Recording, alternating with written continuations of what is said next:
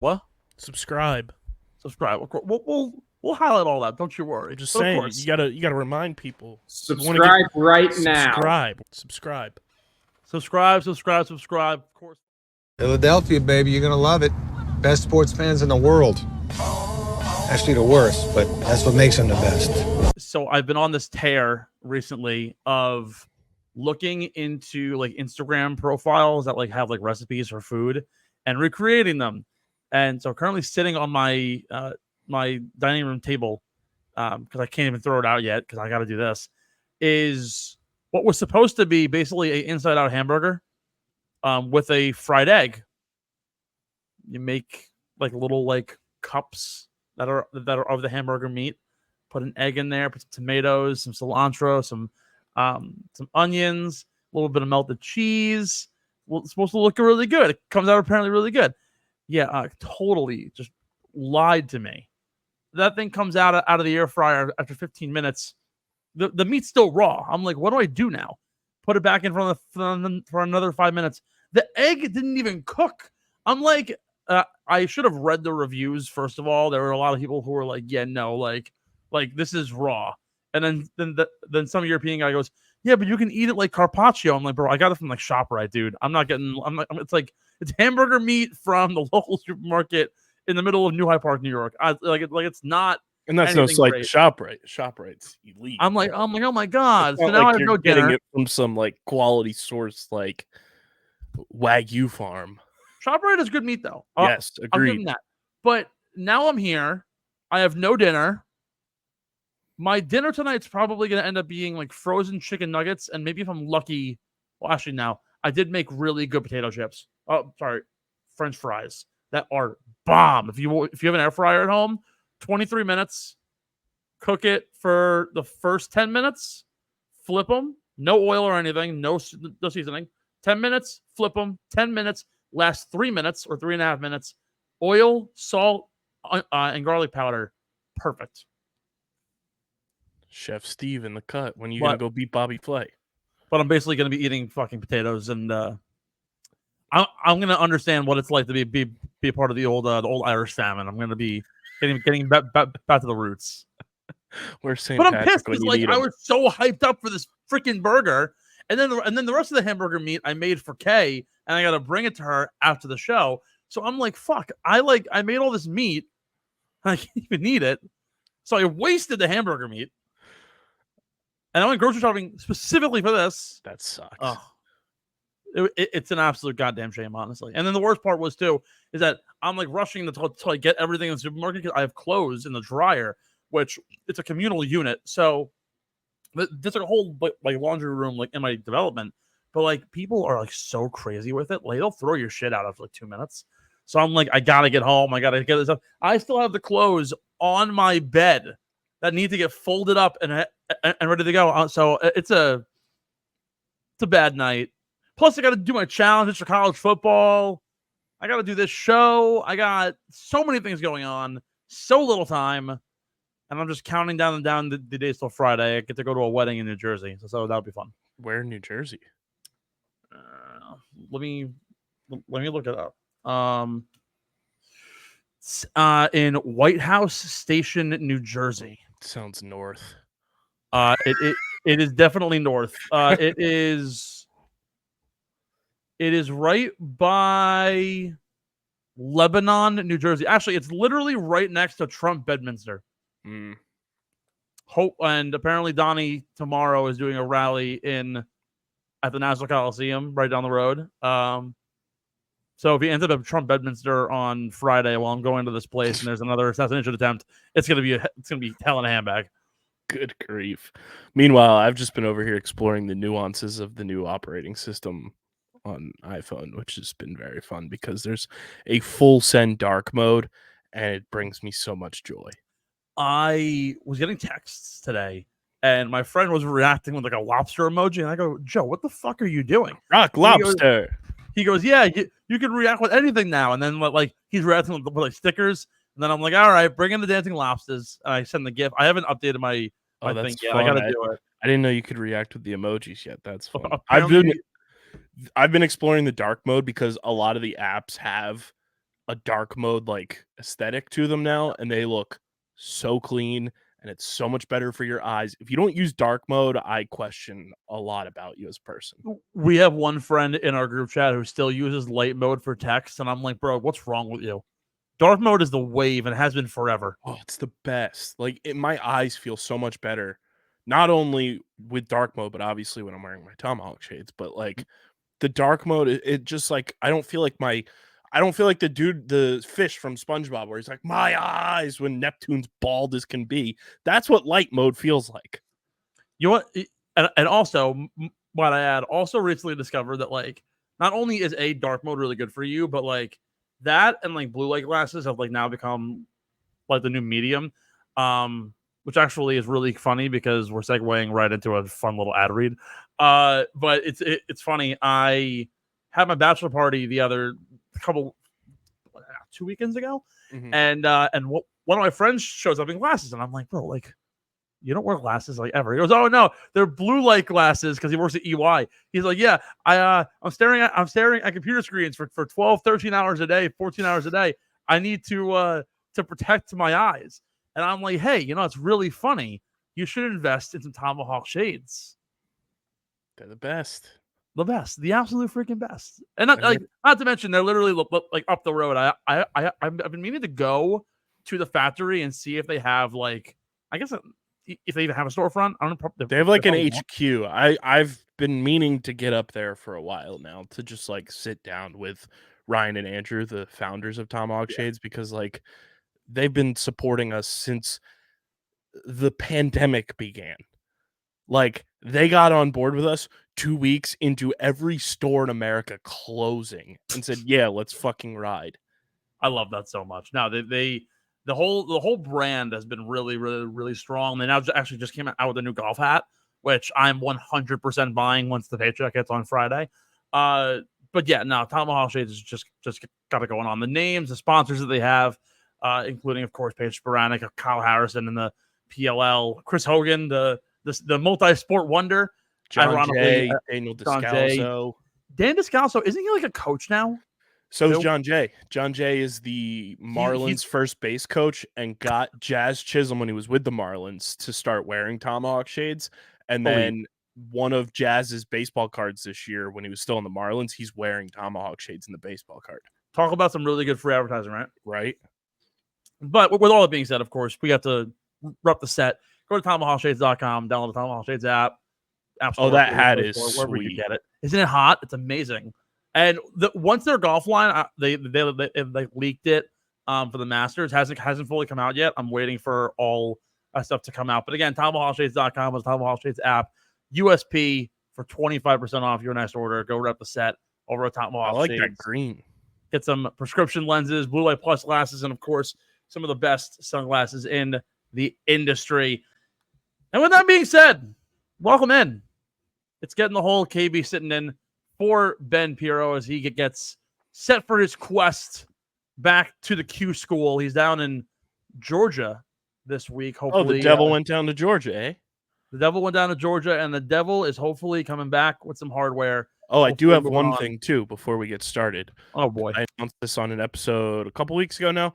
We are onboarding here at Underground Sports Philadelphia. Not exactly hiring, per se, because we are still in very much the upstart version of this company. But if you or somebody you know is looking to get their start in the media space, we have an application out. It is linked in the description. We're looking to fill a number of roles to just enhance what we do here. So if you're looking to get your start, I mean, we have people that are working in the industry at ESPN, at NBC Sports Philadelphia, at the PLL, who all got their start here at Underground Sports Philadelphia. So if you or someone you know is looking to join our team, fill out that application that is linked below in the description of both the audio and video version of this podcast. KB, I really got to say thank you for just totally stealing my thunder on the intro here. Just really, really appreciate that. And you know what? Just because of that, just because you did that, we're going to start fresh. All right.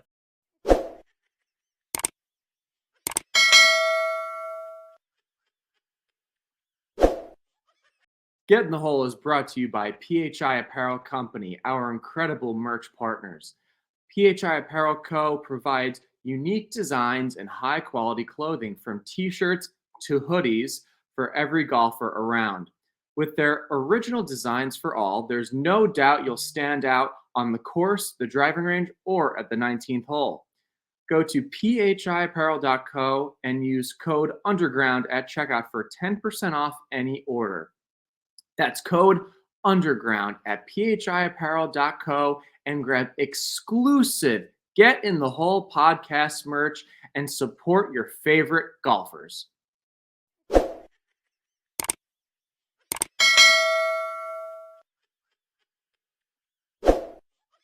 Thanks for KB ruining my awesome intro. It's time to start fresh and anew. Hello, friends. Welcome in to Get in the Hole. Steve McAvoy and Kyle Bennett sitting in for Ben Piero as he starts his quest for Q School 2024. Coming to you live from the Underground, a part of the Underground Sports Philadelphia podcast network on Spotify, Apple Podcasts, YouTube, and wherever you can get a hold of the Big KB, one of the four bearded horsemen of Philadelphia, and myself, bringing you all the news, analysis, and betting tips from across the golf landscape, including this week, a lot of news coming out of the LPGA Tour, as well as the ongoing PGA and PIF negotiations, plus some LIV golf chatter right here, proudly presented by not only Tomahawk Shades, one of our favorite small batch eyewear sponsors, but also a brand newcomer in the space and a brand that I've been really excited to get involved with. I actually just bought some merchandise from a bachelor party a couple weeks ago, bought some brand new RLX polos, all at a super discounted rate. eBay.com is now officially partnered up with the Underground and Underground Sports Philadelphia. Quality golf gear. They got anything from polos to quarter zips, rangefinders, push carts, and even iron sets. You can get some Callaway Apexes for less than $700 with some brand new Golf Pride grips. Anything you're looking for, available all at eBay.com. 40% off with eBay Refurb. Click the link in our description on this episode, wherever you can get us, and be sure to check out eBay now through October 1st. You only got a couple more weeks to get involved with this special online deal. 40% off eBay Refurb. Check the link in our description. KB, we start the show off with a new development happening in the world of golf. The PGA Tour and the PIF have been recently negotiating a possible merger. However, there's been some hiccups along the way. It's been only about 9 months since we've actually had some real news on this. And only until now, with a 2-day-long meeting in New York City, have both sides said we're inching closer, but a new hiccup is now in the way. Picture this, right? You and I are both going for a job, right? You accept it, I decline it. You get this great signing bonus. I stayed loyal to my company. You go to the company, you're there for 90 days. You're like, man, like probationary period's up. Not totally feeling my whole thing. I want to come back. The CEO interviews you and he goes, hey, we'll only let you come back if you relinquish every dollar that you've made at that company over the 90 days. That's the issue currently at hand with PGA Tour players wanting LIV golfers to give up the money that they have made. I don't know if it's the guaranteed money or the in-tournament money as well, but at the very least, the guaranteed money that they have made in joining LIV Golf. That's the $600 million to John Rahm. That's the $400 million to Bryson DeChambeau. That's the $300 million to Dustin Johnson. I guarantee you that money is nowhere to be found for any of them. Do you smell it, Steve? What? It smells stinky. Something smells off. It smells off. And you know what? It's like the best way that I can describe this is Matt Vincenzi of GolfWorks said this.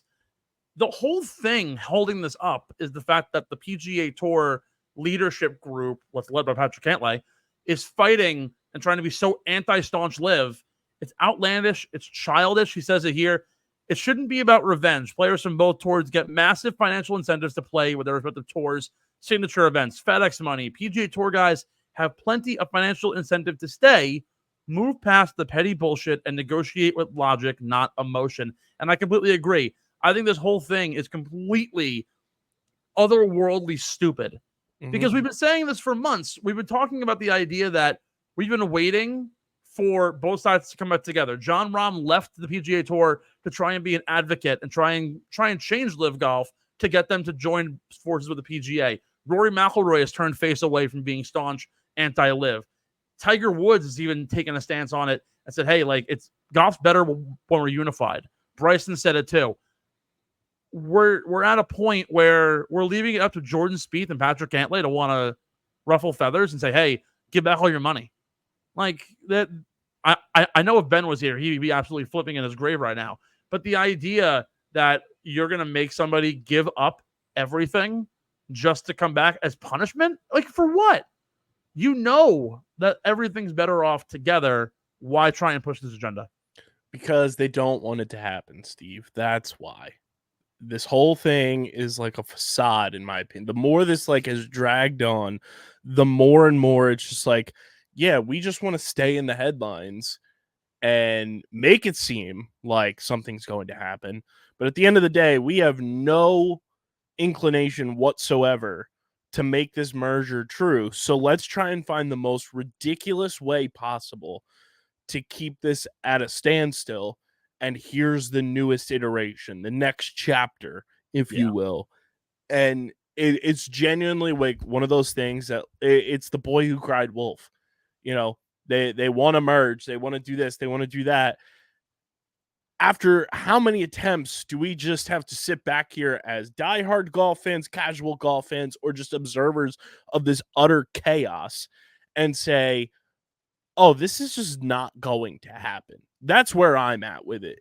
They are finding the most ridiculous ways to just keep moving the goalpost backwards, and it's just not going to happen. I don't want to get off track with the scheduling of the show, but I'm going to push into a new topic that kind of segues well into what we're talking about. And it all came down to me, and this is kind of where I'm saying, why are we even having this argument? So this past week, Jon Rahm won the individual title for LIVGolf for the year in Chicago, right? And the question was like, oh yeah, Jon Rahm won $18 million. Good for him. Great. Awesome. Yeah, but like, does anybody really care? Did like the people who are LIV truthers or people who don't even watch LIV golf anyways? We've already agreed that the idea of people being fans of LIV golf is almost nonsensical. It doesn't really even exist to begin with. So with Jon Rahm winning the individual title, and he even said it, he's been fighting himself basically demons for the last few months, saying, "Oh yeah, like I support LIV golf. I'm in on this." But it appears almost evident that he does regret his decision to go, even though he's made multiple comments saying he regrets that he doesn't regret it and that he's here for a reason. But I want to point one core thing out about why this segues well into what's going on, right? Jon Rahm's individual title does not matter. The LIV Golf team final in Dallas next week doesn't matter because no one watches it, no one cares for it, and they're not getting points or accolades or statistics that matter. What Jon Rahm even said after he had won, he said, you can't compare it to the majors in the sport, but being able to win the season-long race in 2 out of 3 big leagues and having almost done it on the PGA Tour, it's a different feeling. Yeah, what kind of different feeling is it? Because you didn't do it on the PGA Tour. The closest you got was losing to Patrick Cantlay on what was kind of a ridiculous final 4 weeks of the year for him. So you weren't able to close on the biggest stage. You were able to close in Dubai on the DP World Tour. Now you could do it on LIV in what is honestly a very weak field comparatively to whatever else you would have been competing in. But the entire year, Jon Rahm's season has culminated in an individual title that no one actually cared about. But what people do care about is what Jon Rahm has done, that people actually watched.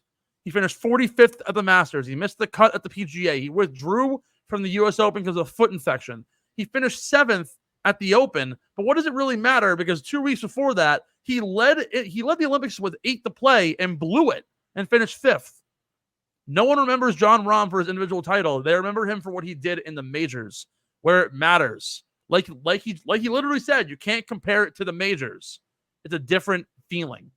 Did you see Kyle Porter's tweet today? No. What did he say? So Josh Carpenter tweeted, and Josh Carpenter covers golf for Sports Business Journal. Tweeted out the LIV viewership from this weekend per sports TV ratings.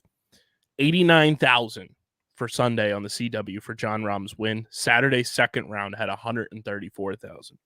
Kyle Porter quote tweeted it and said, "More people listened to specific episodes of the No Laying Up podcast this year than watched Bryson, Phil, Rahm, Brooks, and DJ, a group the PIF collectively paid like $750 million play in their Tours Championship." Think about that. I'm pulling up something else for you to kind of give you a reference. Like, that is a damning just thing to think about. What was the viewership numbers? For Sunday, it was 89,000. Okay. That same Sunday, 69,000 people watched the Procore Championship, which even I wasn't watching. And I cover the sport for fun. Like, I cover the sport every single week because I love it. I didn't care about Patton Kiesire winning for the first time in 6 years. It's a great story, don't get me wrong, and we're going to talk about it. But was Patton Kiesire moving the needle? No. Let you pull up the rest of the leaderboard, right? Was David Lipsky or Patrick Fishburne or Ben Silverman or Grayson Sigg? We could very much have an episode right now of country artist versus country artist or pro golfer, because I guarantee you no one knows anybody on this leaderboard with the exception of maybe Tom Hoagie, Mackenzie Hughes, and Syed Thagala and Corey Connors in the top 10. Patrick Fishburne sounds like, as soon as you said that name, I just thought of the SpongeBob writer. Exactly. It sounds like Lawrence SpongeBob. Fishburne. At the end, really good in The Matrix, and also in 21. But the fact that 69,000 people watched the Procore Championship, which, by the way, last year, 298 people watched it. Mm-hmm. Albeit, the Sunday also did overlap with the Emmys, so that's kind of a small thing. Like channel coverage, they had to cut it short on CBS. Mm-hmm. But regardless of the fact, 89,000 people are watching the LIV Golf Final, which is only slightly more than a FedEx Fall event that not a lot of people even really care about to begin with. It's not like anything in the regular season where you're seeing each of the top 30 players in the world. The top 30 players in the event this past week were Syed Thagala, Max Homa, and Corey Connors. That's 3 names. I could pick any 3 names out of the hat, and honestly, they might not even be as good as Brooks Koepka and Dustin Johnson and Bryson DeChambeau, but they're still getting almost equal viewership. 20,000 people concurrently is not a huge number. I can't wait for it to come out so I can kind of have the numbers to compare. But like this past Sunday, I was in Philly for the PLL championship game. I can almost guarantee there were more numbers for the PLL championship game than the LIV Golf championship. And that's obviously, number one, a great job by Walt Disney Corporation having that game on ABC. Mm-hmm. But also, you're taking LIV Golf and the PLL, 2 non-major 4 sports entities, and you're going head-to-head with the NFL. But I will guarantee the PLL had more viewership than the LIV Golf Championship, simply because the advertising for it is there. Number 2, it's a championship, so people are going to tune in. People probably don't even realize that on Sunday this was a LIV Golf Championship. Exactly. I didn't. I had no clue. Can I be honest with you? I didn't even know they were playing this week. There's a reason why every single week I leave these shows and I say to myself, oh shit, there's a LIV Golf event this week. Why don't we cover it? It's because I know nothing about it. I follow them on social media. I don't even know when it's happening. The problem with the LIV Golf format is, I get it. They only have like 14 events the whole year. But because it's so sporadically spread out, it's so hard to track it on a weekly basis. And again, we go back to Jon Rahm. He did not finish worse than T10 in 12 events this year. I didn't even know that. All I knew was going into the Masters, everyone was like, oh, yeah, he should win, but he's only played for 2 weeks. And Nick Faldo said, oh, he's not used to wearing pants. Then he missed the cut of the PGA, and everyone's like, oh, what happened to Jon Rahm? Then he withdraws from the US Open. He's like, oh, no, season shot. People make headlines when majors happen and when regular season big-time events happen. signature events happen. Not when LIV Golf comes to town to go play in Singapore or go play in Chicago. Again, a major market. No one knew about it. So the only reason I knew that they were in Chicago, genuinely, and this is a credit to them, is because part of my take and the Barstool boys were going because they're friends with Brooks. And Brooks and Taylor Gooch were on part of my take. That is the only reason I knew that LIV Golf, 1, had an event, and 2, were in Chicago for said event. Exactly. So with all of this being said, does Jon Rahm's thing matter? No, his individual title does not matter whatsoever. And this only attributes back to the idea that we are still in a situation where we're trying to merge two entities that both honestly have really good concepts to it. One of which is obviously just the mega giant, the PGA Tour, and the other one is Goliath and one is David. And David's trying to beat Goliath again, but it's not going to happen. And they both have Goliath attributes. One has the namesake and the brand recognition, and that's the PGA Tour. And the legacy. And for sure. And then the other one has the funding, and that's LIV.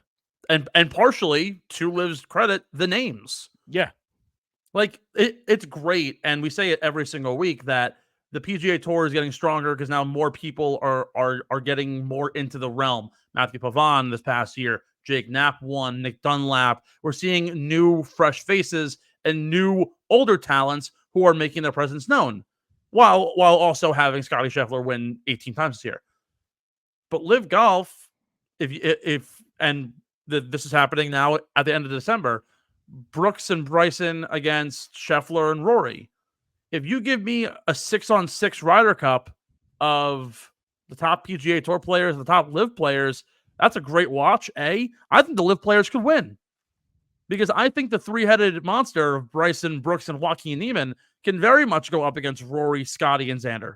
I think it's a very fair fight.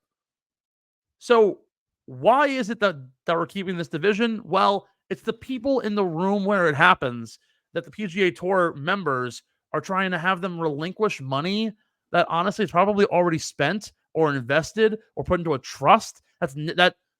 These guys have never seen $600 million in their entire lives. Or better yet, never existed.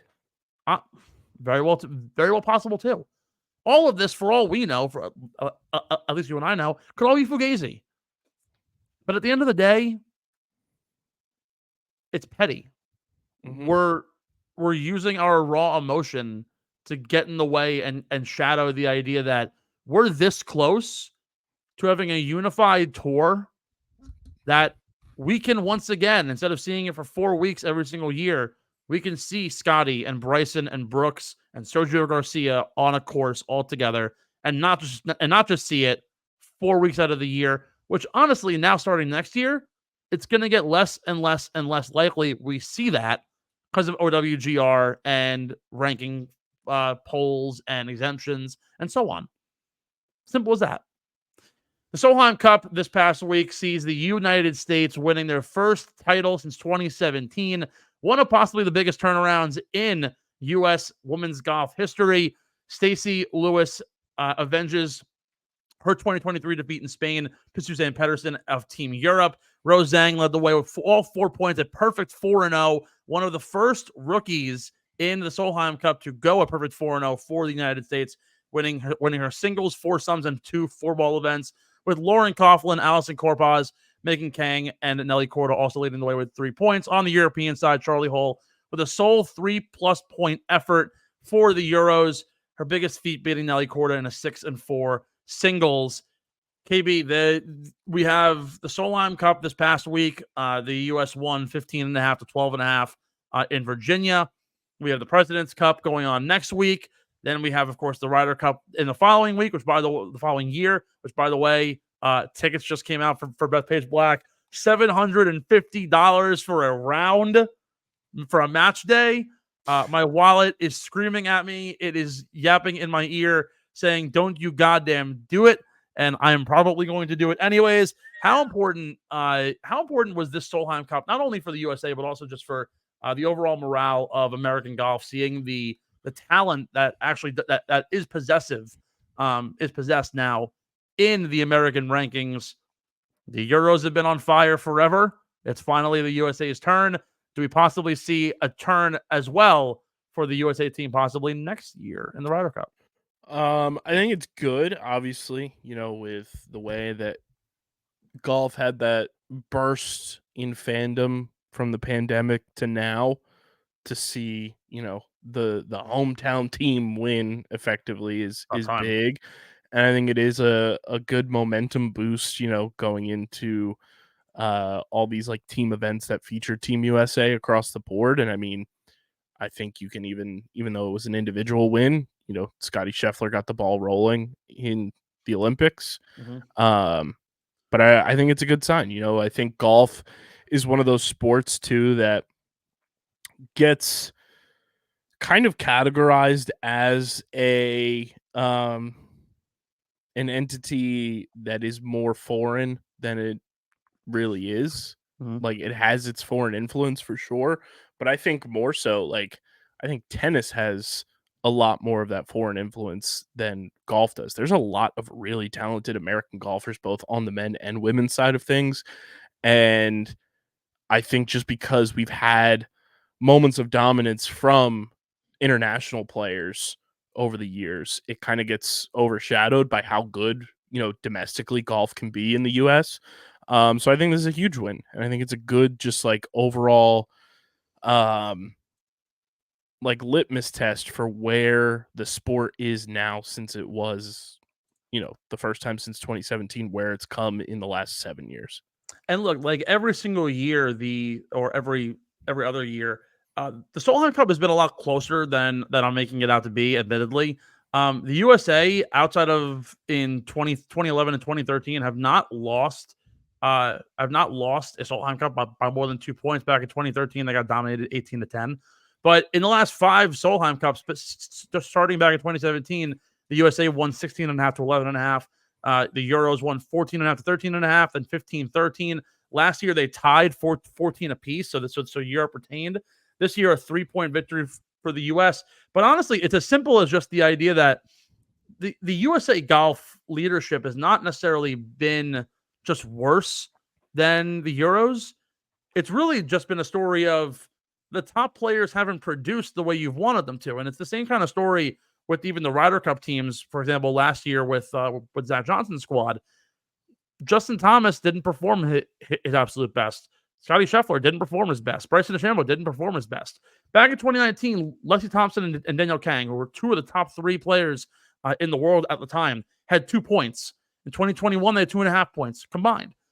In 2021, Rose Zhang, in her debut, had only a half a point. Lilia Vu, who won 2 majors that year, had 1 point. Now you turn it around. Rose Zhang goes 4-0. Lauren Coughlin was easily one of the hottest golfers going in her last 6 events. She had finished no worse than 10th, with the exception of 1 missed cut, plus 2 wins. She adds 3.5 points, and then anytime you can get 3 points from Nelly Korda is obviously a huge boost. It's the first time in a while their top players have actually produced for them and not completely dropped the ball. So it's a huge plus for the USA. It's hopefully going to be an even bigger boost in morale for what's going to happen in 2 years again for the Solheim Cup, and hopefully this pushes the men's side into next week as Jim Furyk's President's Cup team takes on the international side for the 15th running of the President's Cup, which has been a largely USA-dominated event. I believe they won like 13 total of the 15, something absolutely crazy if I have my numbers right. So we'll see how that rolls. We're going to take a short break. On the other side, we're going to review Patton Keysire's big win at the now Procore Championship, as well as go back into some LIV talk and see what is next for Bubba Watson. Is he going to retire from golf? Is he going to grind out somewhere else, as his time with LIV might very well be in jeopardy? For KB, I'm Steve-O right here in the Underground. Do not go anywhere.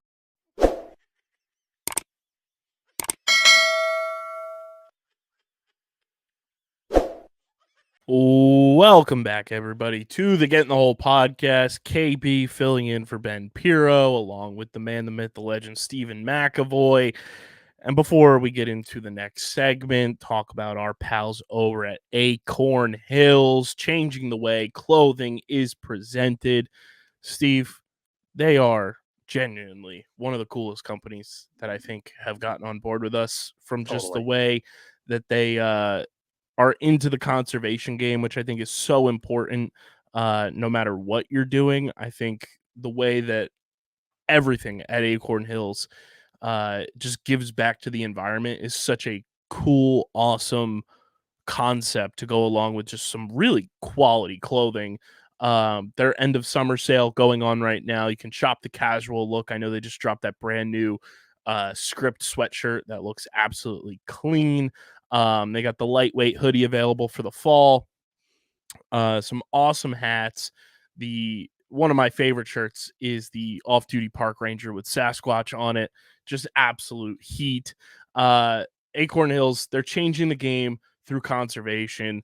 They've been featured on the Weather Channel. They've been featured in USA Today. And our guy is still in college doing his thing while all of Acorn Hills is just bursting everywhere. They've also been featured in the National Forest Foundation, the PGA of America, and a whole bunch of other outlets that they are available in storefronts and online. So go to acornhillsco.com and change the way clothing is presented, not only with yourself, but with people around you. And use code GITH15 to get 15% off your next order from our pals at Acorn Hills. That's GITH15 at acornhillsco.com for 15% off your next order. Not to mention, for every dollar paid towards items, the National Forest Foundation will give or plant a seedling to promote forestation and growth across the country. So awesome stuff from Acorn Hills. Look your best from the ground up. Just got some breaking news, not in the golf world, but the Cincinnati Reds have beaten the Braves, and the Mets are up 10-1 on the Nationals. The Phillies are up 4-1 on the Brewers. I am really hoping one of two things happens: either A, the Braves just completely fizzle out, or if the Mets can make their way into that second wildcard spot, the Diamondbacks are playing the Giants.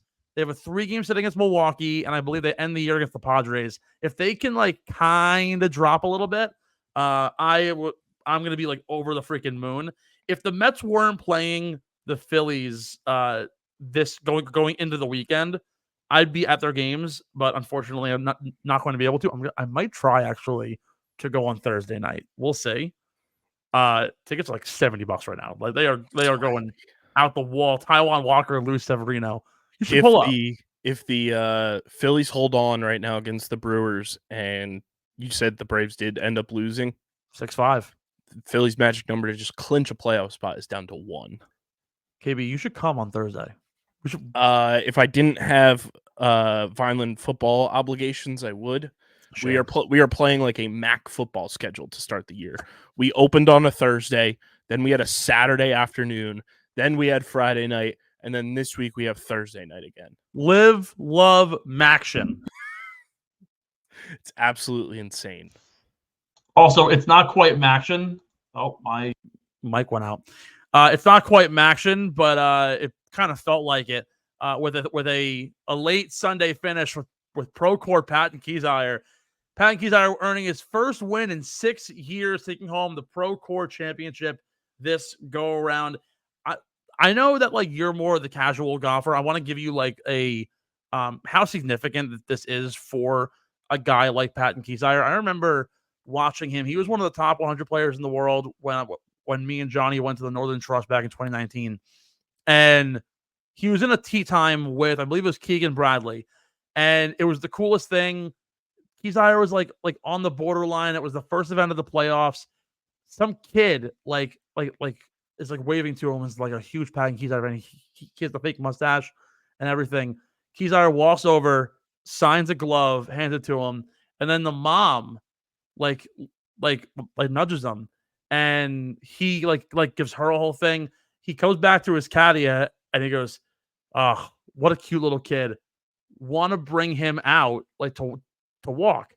I'm following the group because Bryson's a part of it, and Patton Kiesire calls the kid over. He's like, "Yo, hey, give me a read from 200 yards out. What do you think I should hit?" What a guy. Absolutely amazing dude, and just a really fun-loving guy.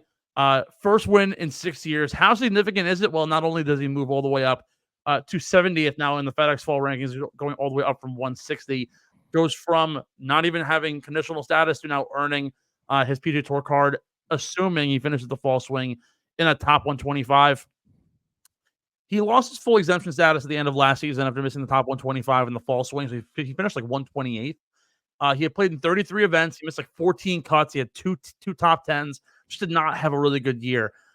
He was like literally brought to tears in the final week at the RSM. He was like, they asked me what I wanted to do when I was in second grade. He said, I want to be a pro golfer. Like, this has been his dream his entire life.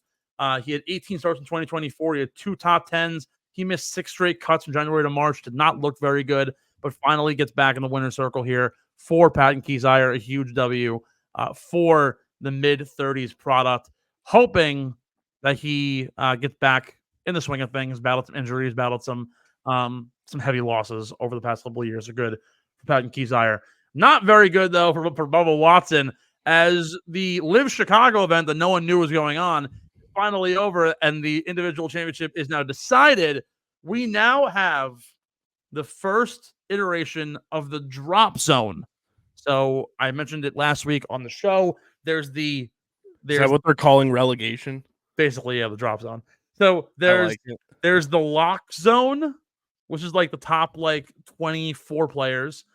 Then like 25 to 40 something is in the open zone, which means that they can either get released or traded. Those in the lock zone obviously are locked into their team for next year.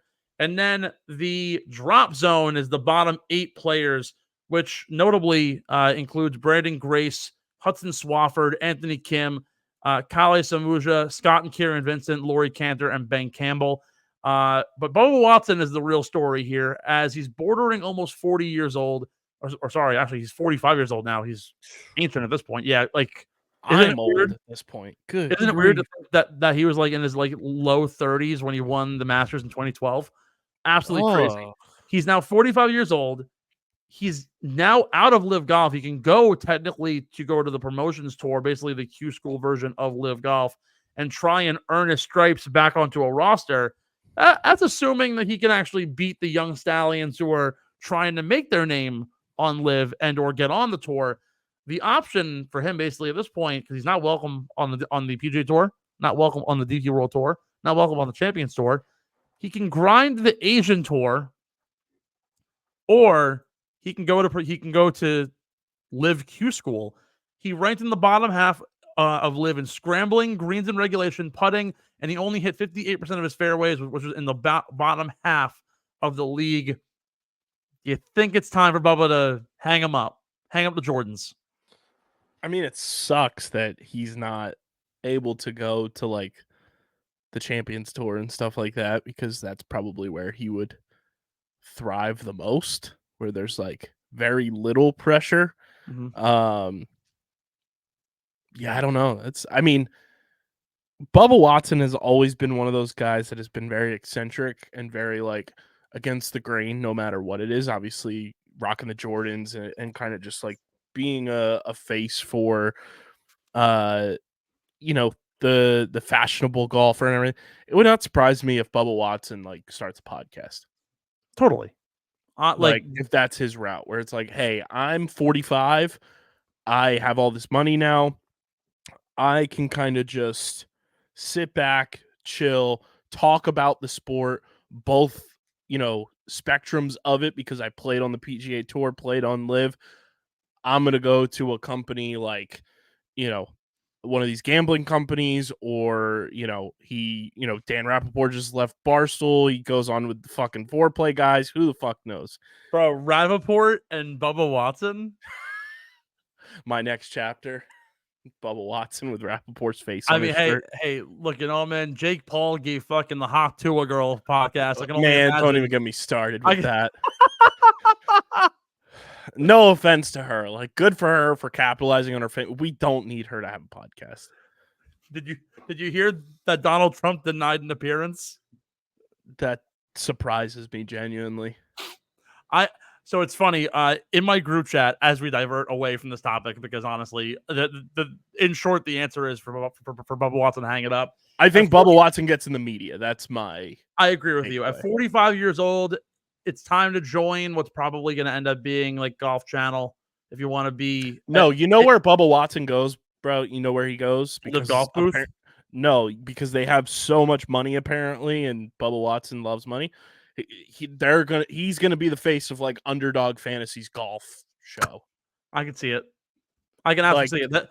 That and like Prize Picks is gonna he's gonna start throwing out golf picks for everybody. No, I can totally see it. He's 45 years old. He ranked in the bottom half towards the end of this year. And again, Live Golf. You're not playing the uber challenging golf courses. He actually played in the final 4 events on Live Golf to a I think a 2.5 handicap, which like for reference is like abysmal for somebody who is a multi-time Masters champion, a multi-major winner. There's no point in him grinding out the Asian Tour and trying to just play his way to make some more money. He's already got generational wealth. Hang it up. Join Golf Channel. Join Underdog Fantasy. Join the Hot Tour Girls podcast. Like, do whatever you got to do in order to do your thing, but it's not worth his time to try and maintain status in professional golf. You might as well do what everyone else is doing and move on to bigger and better things. Speaking of this whole like Hot Tour podcast thing, I was talking to some friends and my friend goes, yeah, let's keep on giving talentless people opportunities to capitalize on their stupid fame. And my one friend goes, you mean giving it that hot tua and spitting on that thing is not a talent? I'm like, believe me, it is very much talent. If you look hard enough, it's probably a talent. Well, I mean, we shouldn't be shocked that she got a podcast because look who gave her that deal. It's Jake Paul's company. So we shouldn't be surprised that someone with no forefront talent is giving another person with no forefront talent a podcast. You're telling me that Jake Paul being the star of Bizarrevark was not enough talent for him to make it big? Not at all. Is he going to fight Tyson? Is this like still a thing? Apparently. I would actually pay top dollar to see him get absolutely fucking pummeled. It's going to be free on Netflix. Well. That tells you everything. It's a free thing. The thing is, though, is that, like, can I see it, like, in person? Oh, it's going to be at AT&T Stadium? Oh, my God. Mm-hmm. That's crazy. I wonder what tickets cost. So hopefully they're cheaper than the Ryder Cup next year. Mike Tyson makes concerning admission after sparring before Jake Paul fight. This is yesterday. It's hard to walk right now. God. This guy's going to show up like a walker. It's absurd. I don't know. I don't know how I feel about it, but at the same time, I really want to see Jake Paul get absolutely beaten to a pulp. Bubba Watson, running back, he does feel like one of those prime candidates for like a gambling company to poach, like a DraftKings or a FanDuel or something like that, where like, hey, we want to have more of a presence in the golf space. Let's get somebody who has a recognizable name. People know who they are. He was successful in his prime, and he can kind of sit down and be like the pitching ninja or be like, you know, one of these faces of a gambling company that is a former athlete. They sit him down. He's making picks on their app or whatever it may be, or tweeting them out or putting them on Instagram. Like that's the type of person Bubba Watson comes off to me as, having like been around his entire career. It makes too much sense for it to not happen. So actually, a little bit of breaking news actually on the topic. Sports Illustrated's Bob Harrick just posted about a story after shooting his final round 65, one of his best rounds of the year on Sunday. Watson said that he thinks his teammates want him back. He'd love to be back as the now former captain of the Range Goats. He said, quote, "I know some discussions will need to take place and there are some business considerations. We have one of the most popular teams. Am I part of that? I think I am, and I'm committed to playing better." So he apparently does want to continue to play. So I guess he will go on to Promotions Tour and hopefully try and regain his status. It's kind of embarrassing though, like to be to play that poorly and get dropped from your team when you're the captain of the team. Granted, was he the captain of the team solely because he was a big time name going to the tour? Yeah, but you're still the captain of the team. Like I would hope. Range Goat's one of the few live golf teams that know we exist due to social media? ? That is very much true. So, well, Smash hates me. Even though why? I've gotten into some low key beef. When did this happen? Oh, it was just some fucking stupid free agency thing, or like, oh no, it was when Brooks Koepka had like Max Homa and everybody in Smash gear during the Ryder Cup, and I was like, oh, Max Homa going to live ? And Smash was like, can't confirm or deny anything, and I was like, LOL, come on, bro, you and I both know what's going on here. But like, sure, they have a popular team. Oh, and then Range Goats actually kind of like they liked the tweet, even though it was a slight because they traded Taylor Gooch for basically a bag of fucking potatoes. Like, come on, bro, what are you doing? I mean, the Range Goats, that's one of the few good brandings in live. Yeah, just because it's a goat and they have pink, it's a solid, like it's not an elite name, but it's way more cool solid. Yeah, the logo's sweet, and it's just a better overall brand than a lot of the live golf brands that we see. Hold on a second. Hold up.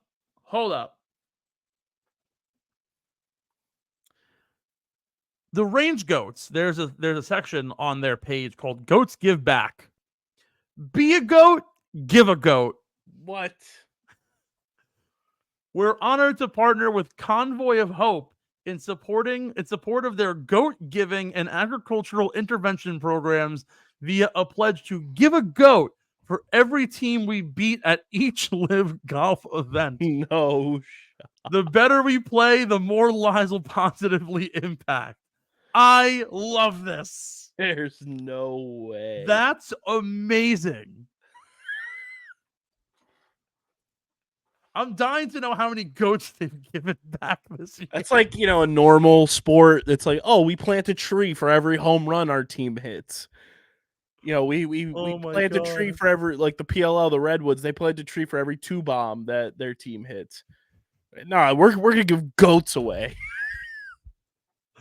What do the Crushers give? Did they just bust skulls for fun? What does Smash do? What does Torque do? Does Torque give cars? Cars for Kids? Torque Golf Club sponsored by Cars for Kids. Jesus, Mary and Joseph. I'm loving this. I need to see if there are other. Do the other teams have charities that they're associated to? I'm now dying to figure this out. What the fuck do the Cleeks do? Gleeks for Cleeks? They just spit. That's Hawk 2. They spit on that thing. They do something that I probably can't mention on this show. What question is, what do the Cleeks do? I have no idea. Like, Smash and the Range Goats have the best logos and branding. Also, actually, this is really interesting. So it's actually very hard to get a hold of their actual like branding, like brand stuff. I don't know how I ended up on Range Goats, like their like main page. Oh, they have an actual website. All right, so let's see, cleeksgc.com, I guess. Let's see where. Oh yeah, here we go. All right, sweet. They have a fan club, exclusive member benefits. All right, so the Cleeks don't do anything apparently. What shocker? Which is an absolute shame. Let's see what the 4 Aces do. They probably help with like gambling debts. Our partners, extracurricular. Oh yeah, because your top player is associated. And Magellan Jets. All right, so they also don't do anything. Perfect, great. But they also have a fan club. Can we take a moment to look at the 4 Aces team page and just laugh at the fact that Dustin Johnson is the only one that doesn't have a team hat on? Dustin Johnson also looks zooted out of his mind. So I'm learning that apparently none of these teams have any sort of charity except for the Range Goats, which is now making me want to be an honorary Range Goat fan. See, team golf does work. They just actually never mind. Here we go. Smash Golf Club with Brooks Koepka. They are partnered with a Smash for Success scholarship. $5,000 scholarship at LIV Golf Houston tournament. Foster a love for the game that continues into professional aspirations. So it's for junior golfers looking to grow themselves in the game of golf. That's very nice. That's sweet. Yeah, no, nothing from the Four Aces. What other teams are out there? Do Crushers do anything? Crushers don't do anything either. Let's see what Torque does.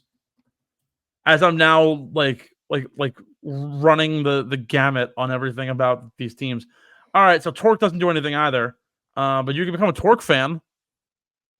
And it's funny how all their stuff is related to cars. All right, so there's only two teams that actually give a damn about it's the two with the best branding. That is very Crushers is also really good. I have to give them that. Let's get into the final swing here, the final topic of the evening. We're 1 week until the 15th President's Cup between the United States and the international team being played this year at Royal Montreal up in Canada. The first time that the Royal Montreal Golf Club will host a President's Cup in the country of Canada. KB, I want to use this moment to kind of like use it as a final thoughts moment. And this is something that I've been wanting to talk about for a couple of weeks leading up to it. There's been a lot of talk in the media, in golf circles. Oh, we should give more love to the President's Cup. It really matters for the international team and for those guys who want to make this more like the Ryder Cup, more historic. Of course, the Ryder Cup, there have been 40 plus of them dating back to the early 1900s. This only got started in the 1980s, 1990s. So it's only been 15 iterations of the President's Cup, but this event just doesn't have that kind of brevity or that kind of gravitas that the Ryder Cup does. And I want to give you a few numbers that explain my reasoning for this. The international team has never won. They've tied once. They've won once. They've won one tournament. They've tied once. The USA has won 13. 12. I apologize. 12, 1-1. We're on the 15th. They've won 12 of these. The international team does not have a Wikipedia page. This is the first thing that honestly just like, do I need to explain more? Only 6 times in the history of the President's Cup has it been decided by 3 points or fewer. The USA has won 5 times with a deficit of 5 or more points, 3 of which they won by 8 or more points. Needless to say, the President's Cup is nothing like the Ryder Cup. And while I give love to guys like Corey Connors and Tom Kim and Jason Day and Minwoo Lee and those who really are the top echelon of international golfers that don't hail from the European Union, it's a shame that we don't appreciate this event enough. But in reality, when it's an event that's just dominated by the likes of American golfers who are just by far better than guys on the international team. 2 years ago, we were debating because Louis Oosthuizen wasn't going to be there and because Joaquin Niemann wasn't going to be there and Mito Pereira wasn't going to be there. Was the Americans going to win every single event? Was that American team who 1 year off of an epic Ryder Cup was going to just absolutely quash the international team? And of course, that didn't necessarily happen. It was a lot closer than we thought it was. But still, we're at a point where the Ryder Cup is where it is because the competition level is just simply heightened. It's more exuberant. They've only changed the golf course for the President's Cup 5 times. For the most part, it used to be played almost every single year at the same golf course in the U.S. until they finally started traveling outside of the United States to go to Spain, to go to Canada now for the first time. This event just simply doesn't have the kind of level of the Ryder Cup. And to be quite honest with you, I don't know if it ever will. It's going to really take a lot in circles in Australia and Japan and Korea in order to produce a team, and even Canada and Africa now, especially with the lack of African talent there is, to create a team that can rival a team full of English and Spanish players. Yeah. I mean, when you have something that is in the grand scheme of the sport relatively new, it's going to take time for it to gain any relevance. I kind of liken it, I'm on my journey to find my Premier League team and everything, and you look at all the different cups and all the tournaments and everything that's in Premier League soccer in particular, from winning the league to Champions League to the FA Cup to, all that kind of stuff. There's certain ones that mean more than others. And it feels like the President's Cup is one of those that hasn't quite reached the stature of meaning anything, not only to fans, but almost to the players to a degree. I will say this. It matters a ton for the international players, but it's because it's the only team trophy that they can have. But when you look at it from the standpoint of even just the flags, right? You look at the President's Cup and the way it's portrayed. The international team, there's no like set flag. When you go and play the Ryder Cup, it's literally the European Union and the USA.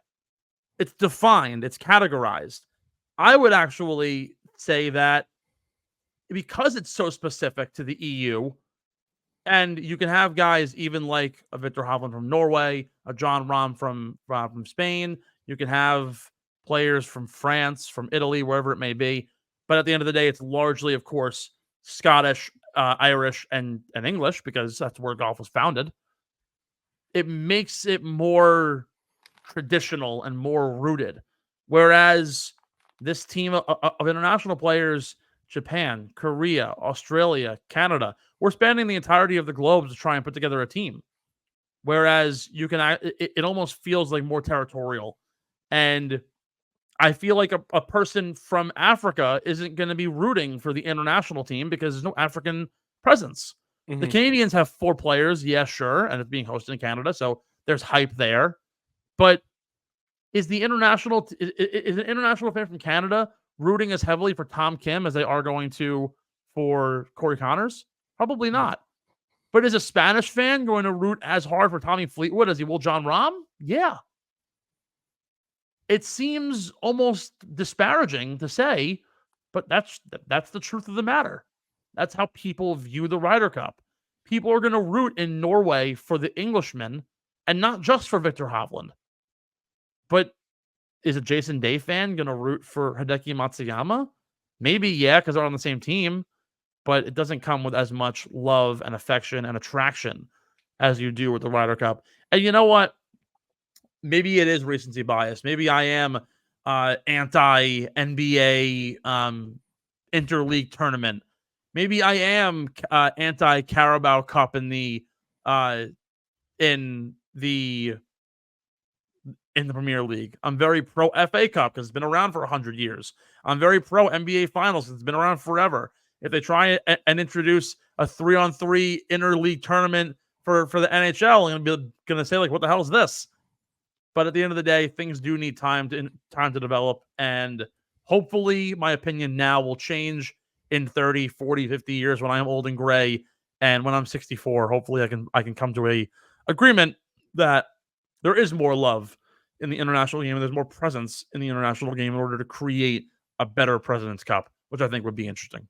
I also find it interesting that and I could sound ignorant here, but I feel like, with it being called the President's Cup, it almost is like automatically like dissociating so many fans because it's like, hey, I live in a place where we don't have a president. Like, what's the point of wanting to win this? That's true. The President's Cup in reality and meaning is just, it's because every single event, the honorary chairman or chairwoman of the host nation is the head of state or head of government. So, like, for example, like in 1998 when they were in Australia, John Howard, the then Prime Minister of Australia, was the host per se, or Thabo Mbeki, who was the president of South Africa in 2003 post apartheid, was the head then. And recently, Julia Gillard in 2011 was the Prime Minister of Australia. Park Geun-hye was the president of South Korea in 2015. So like, it isn't all president, but of course, it's rooted in America. The president of America created it. Gerald Ford wanted another international tournament It's and not always them play damn every other Fords. year. Yeah, it's always freaking Gerald Ford, man. Everything always goes back to like Gerald Ford and like Lyndon B. Johnson. Speaking of which, my friend Mike, found out that he shares a birthday with Lyndon B. Johnson and Rod Wave. What a combo. And apparently he was born in like the same like hour as Rod Wave was. And apparently they share like very similar auras, and like he's into like astrology, and he's like, "Oh yeah, we have the same like moon and rising signs." And I'm like, "You could be speaking fucking Chinese, and I have no idea what you're talking about, dude." But anyhow, I feel like you and I do this at least once a year on the show. Who are your birthday twins? oh my god, I have some of the great like. You mean just like people I share a birthday with, or Same people, birthday, yeah. like same year too? No, just like same day. Okay. I have probably the greatest list of all time. I have an NBA roster full of elite talent on my thing. My starting five, my point guard is Bob Marley. My shooting guard is Ronald Reagan. My three, actually, Reagan's at the three. My two is Rick Astley. My four is Arwen from the Sweet Life of Zach and Cody. Or alternatively, Chris Humphries was probably going to be the six man off the bench. And my five is Babe Ruth.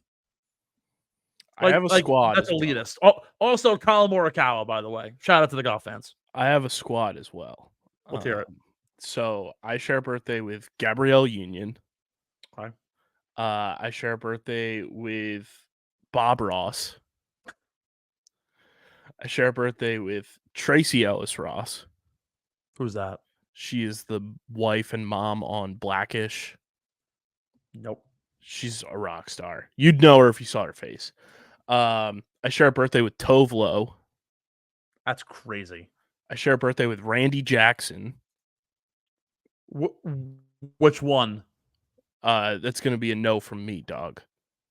From okay, because I told Kay once, I was like, oh yeah, Randy Jackson. She's like, oh yeah, the guy from American Idol. No. The one from the Jackson 5 was a coke problem. Very different. I share a birthday with Andy Dalton. Okay. And there's one other one.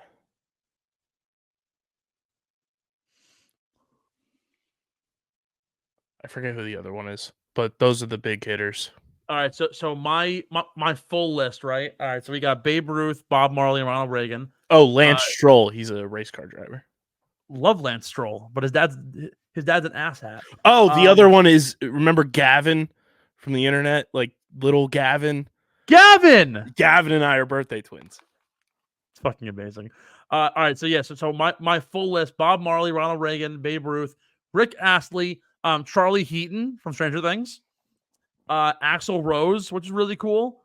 I said Rick Astley, Aaron Burr, sir. Who else we got on here? I also apologize. It is Randy Jackson from the Jackson 5. The one with the coke problem. Chris Humphries, Brian Stepanak, who's Arwen from Sweet Life, Adley Rushman, Colin Morikawa, and is there anybody else that I'm missing? Oh, Pedro Alvarez, former first baseman for the Pirates. I also share a birthday with Winona Ryder. So that's sick. We both have Stranger Things. I love that for you. I'm trying to think if there's anybody else who's like in my relative like who's like my age too, like who was born in 98. It sucks because like a bunch of them are like TikTok stars, which is really annoying. I have a bunch of like YouTube and TikTok stars. I also share a birthday with Stromedy, the YouTuber. Stromedy. Oh, okay. I know him. Who else do I share a birthday with? Let's see if I have any other interesting names. No,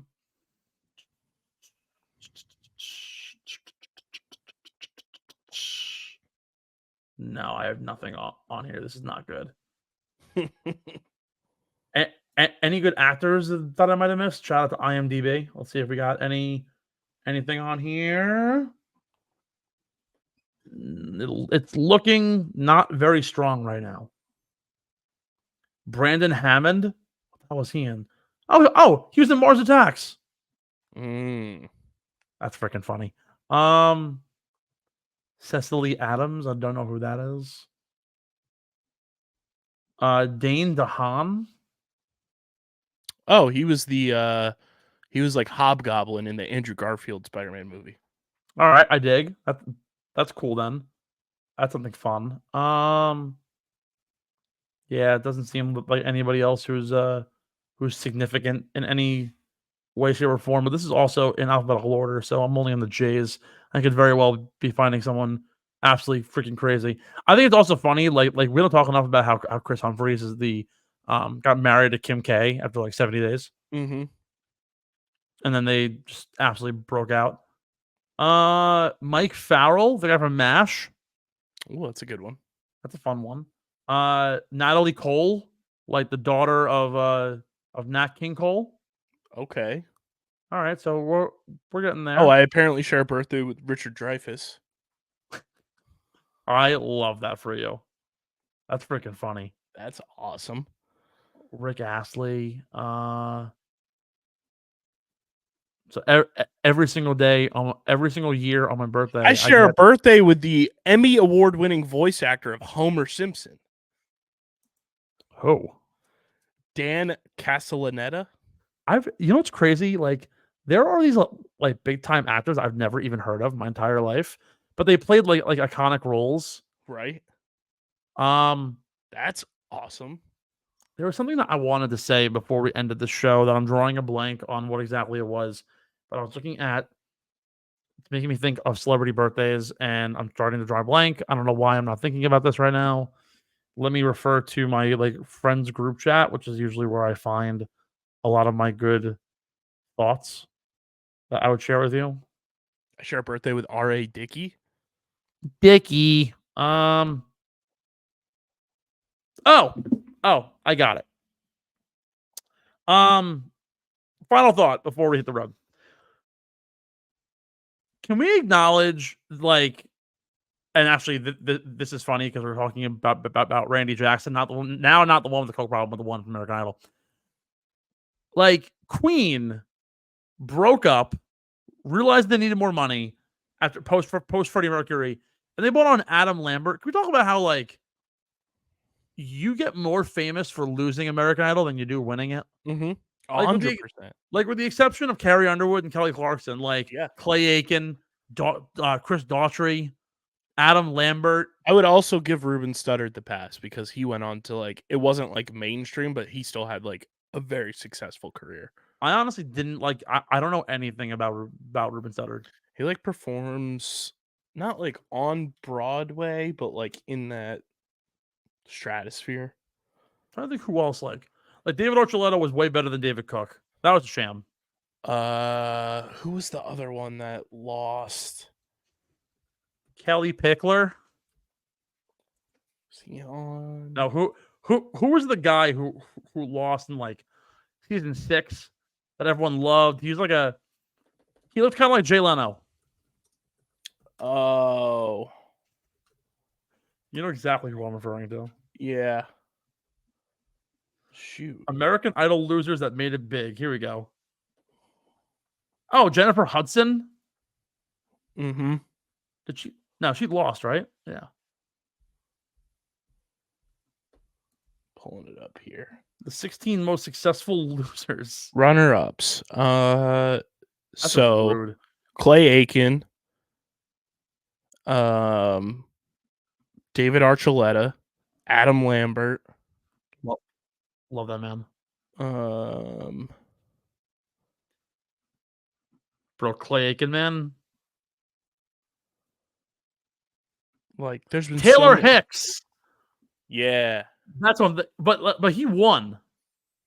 Did he? Yeah, Taylor Hicks won. But like, And then he's like not big. like the first like 6 seasons, the winners were like wildly successful. Because it was Kelly Clarkson, Ruben Studdard, Fantasia, Carrie Underwood, Taylor Hicks, Jordan Sparks. I forgot Jordan Sparks won. Wow. Bro, one step at a time is my jam. Yeah, All she right, won. we're gonna divert into like the deepest annals of Google if we don't get off the show. I think Except- the greatest career launch was on Survivor when Chase Rice finished second on Survivor. Who's Chase Rice? Country singer. I was gonna say that name's familiar. I didn't even realize he was on Survivor. Before he like got into his career of country music and everything, he was on Survivor and came in second place, and then his career launched. Greatest reality stars to fame. I'm curious who else like falls under this like list. It's like largely like yeah, it's like largely like people who you would think like housewives and Donald Trump and Do you know crazy stat before I let everyone go? And make sure you subscribe to the pod, Apple, Spotify, subscribe to the Underground Sports Philadelphia YouTube channel. If you want to join our team, click the link in the description and apply below. Follow Steve at Real Steve McAvoy on the socials.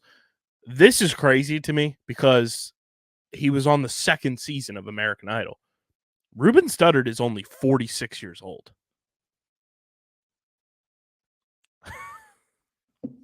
Pause.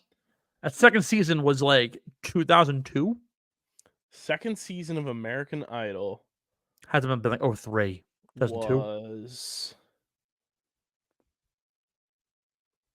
let's see. Yeah, like so the first season was June 11th, 2002. I mean, by that logic though, like Kelly Clarkson's also only 42 years old. That's crazy though. Like they've been in our lives our entire life. But they're still so relatively young. What's the best Kelly Clarkson song? It's gotta be Since You've Been Gone.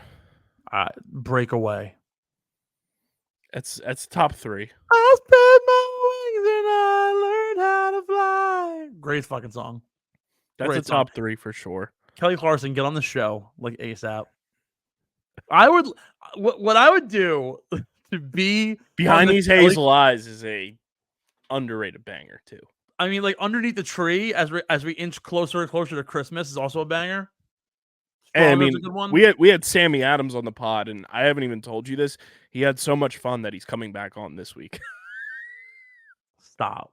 He and I are texting buddies now. Can I get in on this shit? He's the man. I want to do a crossover episode. Let's do a 3-way like trivia show. Like a Jeopardy. You, me, and Sammy Adams. Sammy Adams he gave us 90 minutes. That's amazing. It was the best. What's the weirdest question you asked him? Well, I also debunked, somebody changed his Wikipedia page because remember we were going through stuff. He is not an Arsenal fan. He's a Manchester United fan. And God damn it. He said, all those fuckers got me and changed my Wikipedia page. Of all people to change the Wikipedia page of? He's like, that's such bullshit. I freaking love it, dude. Where's he like living nowadays? He is in New Orleans. We should get him out to Philadelphia. We should chill out. He did drop on the pod that spring tour is looking real likely, and Sammy Adams going back out on the road. And I would love to. Your boy will be in Philadelphia with Sammy Adams. Dude, I will meet you in Philadelphia to go party with Sammy Adams. I said, you tell me when I'm there. He said, bro, I will let you know. Oh my God, I'm fucking dead. I love this. Thanks for listening to Get in the Hole, the official golf podcast of Underground Sports Philadelphia. Catch us every week wherever you get your favorite podcasts, and be sure to like and subscribe on Apple, Spotify, and YouTube.